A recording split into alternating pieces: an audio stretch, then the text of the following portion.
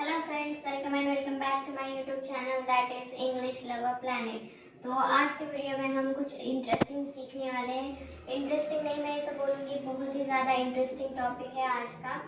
और अगर आप एक बार ये सीख लोगे तो आपको इंग्लिश आ ही गई समझे। ठीक है, तो जैसे आपको यहाँ पे दिख रहा है, हम देखने वाले हैं सेंटेंस मेकिंग, यानी कि जो सेंटेंस है वो कैसे बनाना है वो हम आज सीखने वाले हैं, कैसे बनाना है। जैसे देखिए दोस्तों, जब हम इंग्लिश सीखने की बात करते हैं तो क्या होता है, हमें कभी सब्जेक्ट्स पता होते हैं, वर्ब्स पता होते हैं, या फिर हेल्पिंग वर्ब्स ये भी पता होते हैं। ये सारा ग्रामर का पार्ट है, वो सारी चीज़ें आपको पता रहती है। फिर भी क्या होता है कि आपको ये समझ में नहीं आता कि फिर चलिए सब्जेक्ट पता है, हेल्पिंग वर्ब पता है, लेकिन सेंटेंस कैसे बनाना है।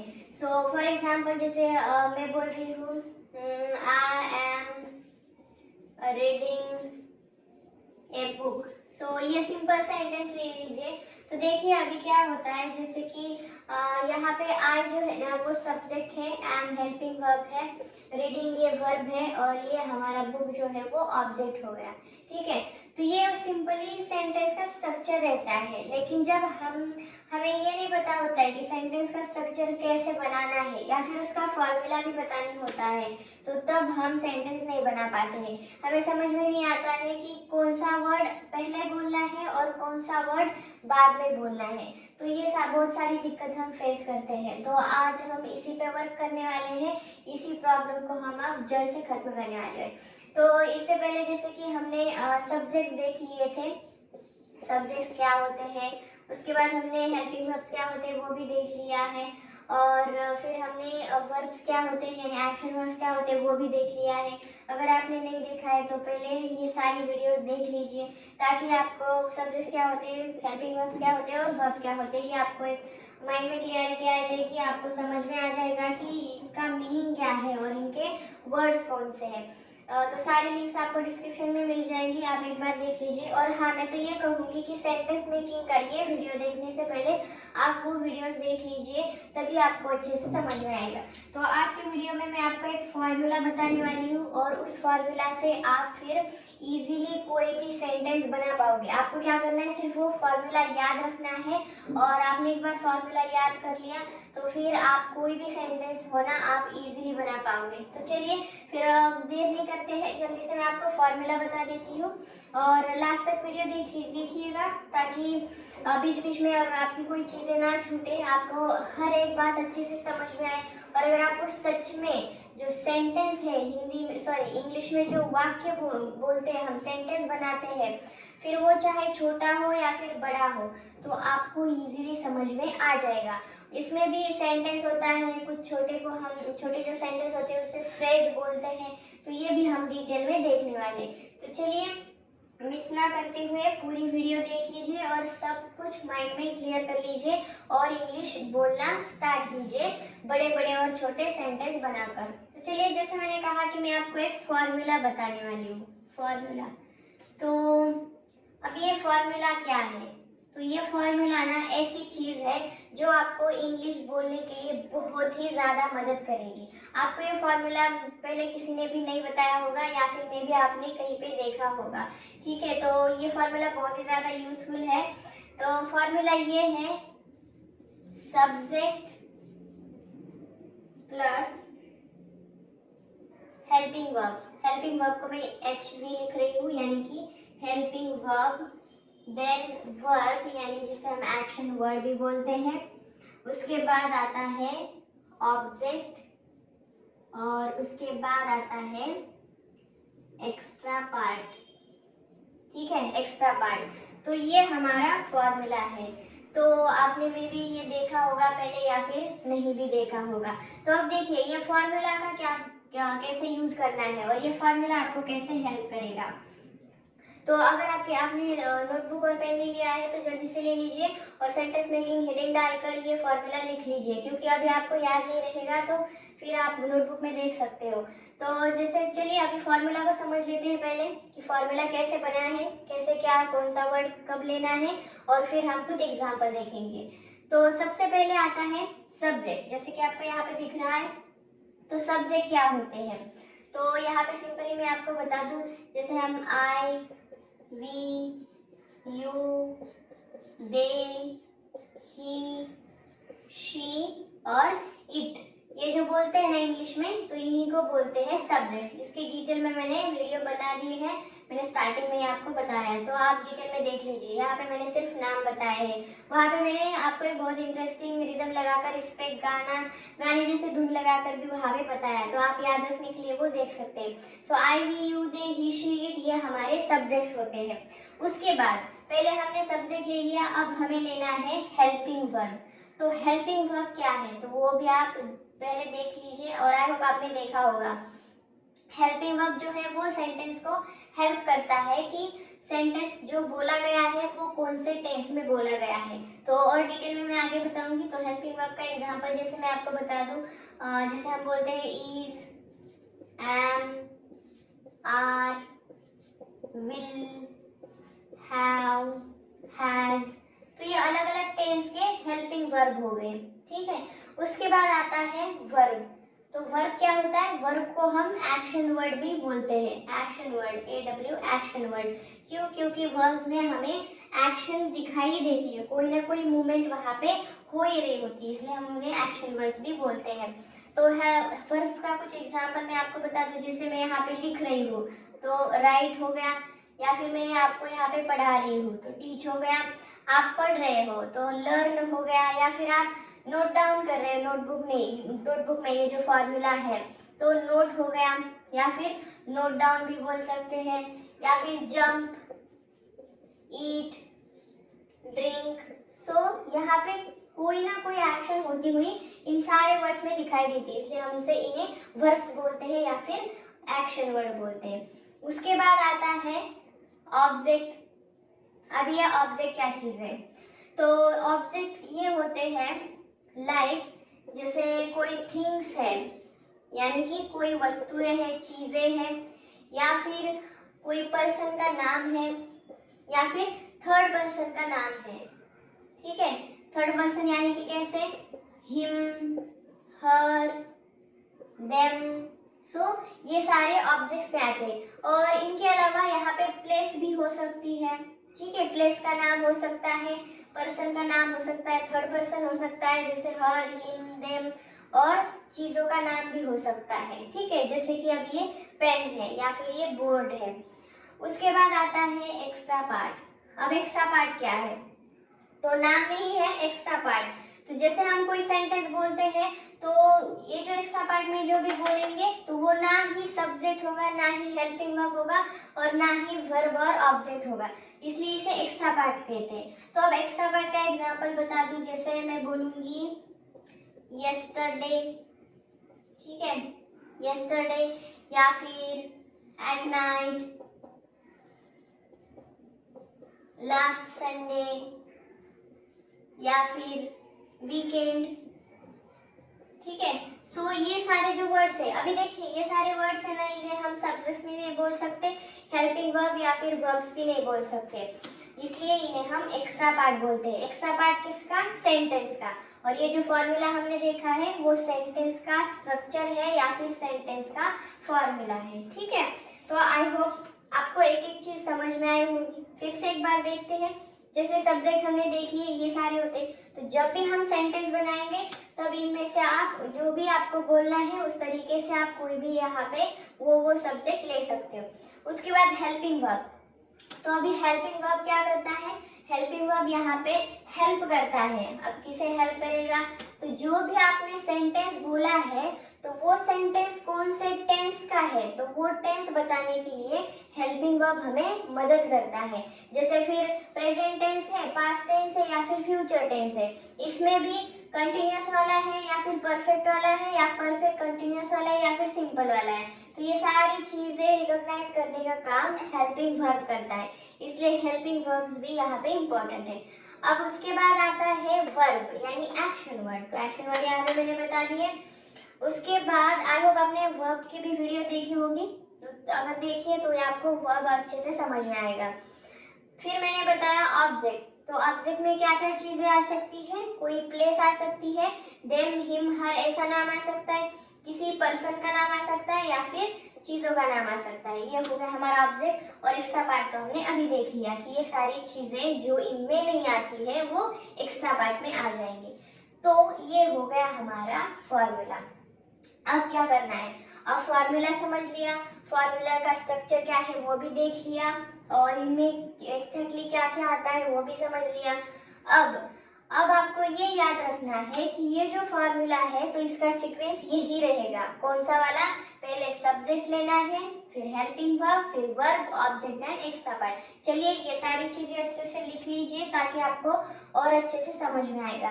देखिए मैं बार बार बोलती हूँ कि लिख लीजिए या फिर नोट डाउन कर लीजिए। तो राइटिंग बहुत ही ज़्यादा इम्पॉर्टेंट है। जितना हमें स्पीकिंग, जितनी हमें इंग्लिश सीखने में मदद करती है ना, उतनी ही चीज़ें जो आप लिखते हो वो इफेक्टिव तरीके से आपके माइंड में बैठ जाती है। तो अगर अच्छे से सच में इंग्लिश बोलना सीखना है, वो भी कम समय में और सिंपल वे में, तो आपको मैं जो बताती हूँ वो चीज़ें फॉलो करनी ही होगी। और चीज़ें फॉलो करके देखिए और नहीं फ़ायदा हुआ तो फिर मुझे बताना। तो राइटिंग आपको करनी ही है, ठीक है। चलिए ये अच्छे से लिख लीजिए। तो चलिए आप भी मेरे साथ फॉर्मूला मुझे बताइए। सबसे पहले क्या है, सब्जेक्ट, उसके बाद हेल्पिंग वर्ब, यस, और उसके बाद है वर्ब, ओके, उसके बाद आएगा ऑब्जेक्ट एंड फिर ईपी लिखती हूँ मैं, यानी कि एक्स्ट्रा पार्ट, ओके। तो ये हो गया हमारा फॉर्मूला।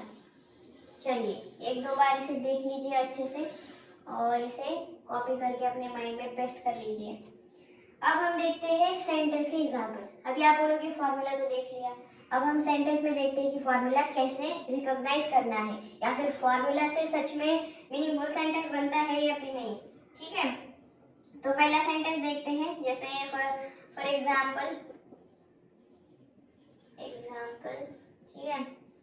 तो पहला एग्जाम्पल देखते हैं, सिंपल वाले देखेंगे, आई एम, चलिए मैं अभी आपको पढ़ा रही हूँ तो मैं वही एग्जाम्पल ले लेती हूँ। आई एम टीचिंग इंग्लिश, ठीक है, आई एम टीचिंग इंग्लिश। अभी देखिए ये सेंटेंस है और आप इसे पूरा इस फॉर्मूला के साथ मैच करके देख लीजिए। देखा, चलिए डिस्कस करते हैं अभी इस पे। जैसे पहले है आई, यस, तो जैसे हमने पहले देखा था तो ये हो गया सब्जेक्ट, ठीक है। एम, एम भी हमने पहले देखा था, एम की जो हेल्पिंग वर्ब है उसमें एम था, सो ये हो गया हेल्पिंग वर्ब। टीचिंग, टीचिंग क्या है, यहाँ पे वर्ब है क्योंकि यहाँ पे मूवमेंट हो रही है, एक्शन हो रही है सिखाने की। और इंग्लिश हो गया हमारा ऑब्जेक्ट, ठीक है, ऑब्जेक्ट। अभी देखिए इंग्लिश ना ही कोई चीज का नाम है या फिर ये कोई पर्सन का नाम भी नहीं है, थर्ड पर्सन भी नहीं है, राइट। तो ये ऑब्जेक्ट में कैसे आया, तो जब भी हम कोई वर्ब के बाद जो भी कोई वर्ड बोलते हैं तो एज अ ऑब्जेक्ट करके हम कंसिडर करते हैं, ठीक है। तो यहाँ पे फिर आप एक और चीज यहाँ पे सीखिए, तो पर्सन का नाम, उसके बाद कोई थर्ड पर्सन जैसे देम, हर, हिम, जैसे हमने पहले देखा था वो, या फिर चीजों का नाम, या फिर कोई प्लेस का नाम, यानी कोई जो जगह है, जगह का नाम। सो ये सारी चीजें छोड़ के जो आएगा वो भी हमारा ऑब्जेक्ट में आ सकता है, ठीक है। और हम एग्जांपल देखेंगे तब आपको अच्छे से समझ में आ जाएगा। तो इस तरीके से देख लीजिए, सब्जेक्ट हो गया आई, उसके बाद एम हो गया हेल्पिंग वर्ब, उसके बाद टीचिंग हो गया वर्ब, और इंग्लिश हो गया ऑब्जेक्ट। तो देख सकते हैं आप कि ये हमारा ऊपर का फॉर्मूला बनकर रेडी है। देख लीजिए अच्छे से, कुछ रॉन्ग तो नहीं है, ठीक है, बन गया।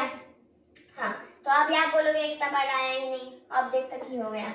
तो यहाँ पे एक बात आपको बता दूं, फिर टिप करके समझ लीजिए और अच्छे से ध्यान रखिएगा कि हर बार ये आपको याद रहे, कंफ्यूजन ना हो कि ये ऐसे क्या कैसे हो गया, ऑब्जेक्ट तक ही आ गया, एक्स्ट्रा पार्ट कहाँ चला गया।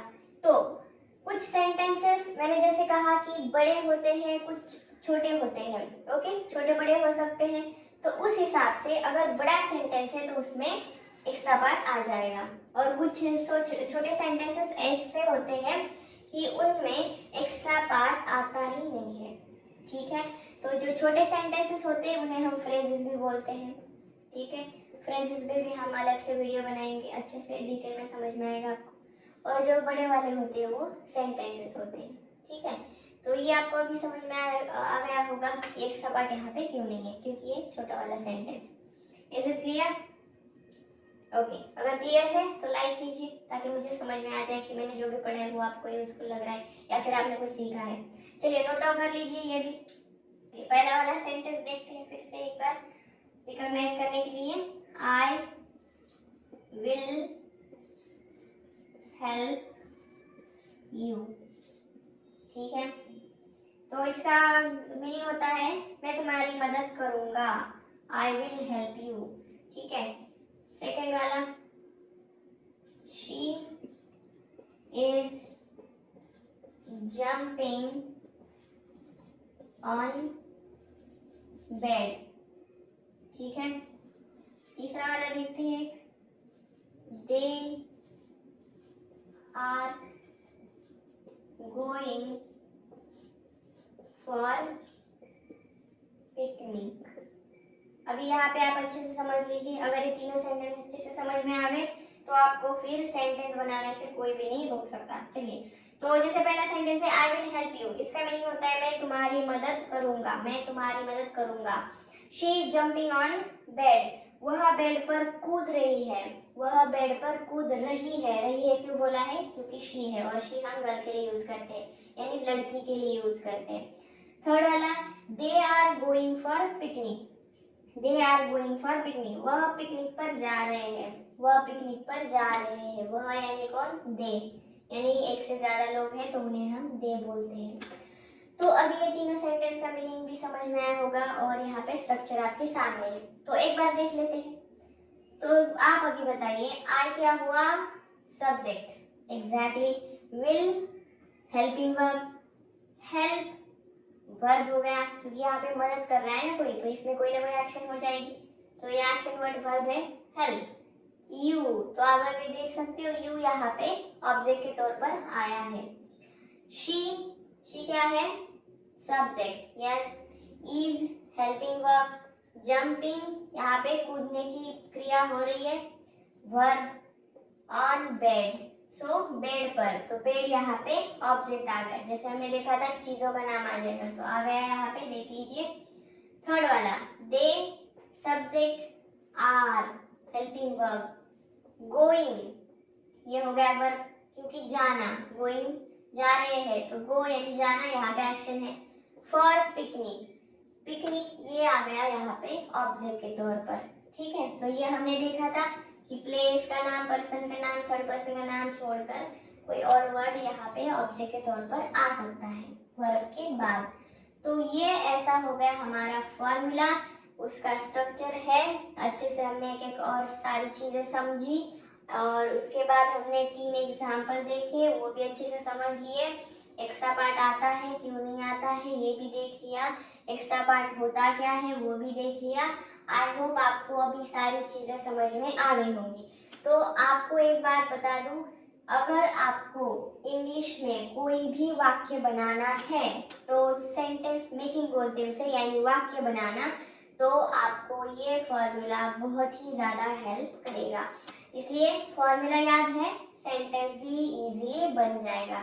अगर आपको अभी भी कुछ कंफ्यूजन लग रहा है या फिर समझ में नहीं आया है तो आप कमेंट बॉक्स में बता सकते हो, मैं डेफिनेटली आपको वहाँ पे आंसर करूँगी, और हम इस पे और एक वीडियो बनाएंगे अच्छे से समझने के लिए। और इससे भी ज़्यादा इम्पोर्टेंट है कि पूरे वीडियो में आपने जो भी सीखा वो अच्छे से फिर से एक बार प्रैक्टिस कीजिए।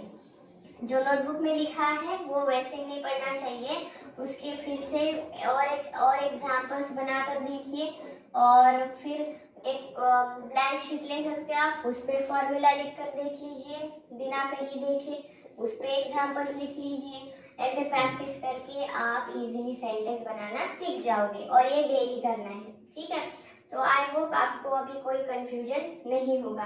अगर वीडियो पसंद आई है और लाइक अभी तक नहीं किया है तो लाइक कर दीजिए, और अगले टॉपिक में अगले क्लास में हम क्या इंटरेस्टिंग देखने वाले हैं इसके लिए आप चैनल को सब्सक्राइब कीजिए और जो बेल आइकन है वो भी क्लिक कीजिए ताकि आपको नोटिफिकेशन मिल जाए। और सबसे इम्पोर्टेंट बात, जैसे देखो, अगर ये वीडियो आपको यूजफुल लगी है, राइट, तो ये किसी खजाने से कम नहीं होगा, राइट, क्योंकि यहाँ पे हमने फॉर्मूला देखा और कैसे सेंटेंस बनाना है, वो मेन चीज़ थी, वही आपको यहाँ पे समझ में आई है। तो आपने यार दोस्तों के साथ शेयर करना भी नहीं भूलिएगा, ज़रूर शेयर कीजिएगा ताकि हमें ये खजाना मिला है, हमने ये लूटा है, तो हमारे दोस्तों को भी मिलना चाहिए। ठीक है, तो चलिए मिलते हैं नेक्स्ट क्लास में कुछ अलग टॉपिक के साथ।